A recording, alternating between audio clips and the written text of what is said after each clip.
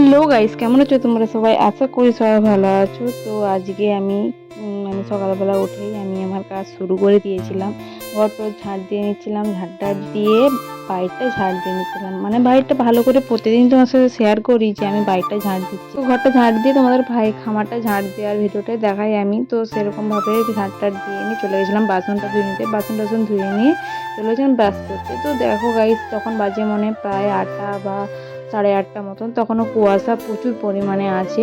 তো সেরকমভাবে আমি স্নান করে নিচ্ছিলাম। স্নান টান করে নিই, যেহেতু বাইশ প্রচুর ঠান্ডা পড়েছে, ঠান্ডা মানে প্রচুর হারেই ঠান্ডা পড়েছে, তারপরে আবার রোদ বেরাচ্ছে না, কুয়াশা হয়ে আছে। তো সেরকমভাবে আমি তোমার দাদাভাই ওদিকে ঘুমিয়ে আছে। তো উনি বলছে যে এত সকালে তুমি স্নান করে নিয়েছো?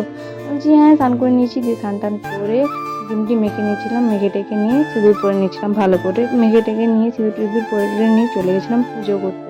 ভালো করে যে মন্দিরটা করা হয়েছে আমি আর আমার দিদি মানে আমার ননদ করেছি দুজনে মিলে।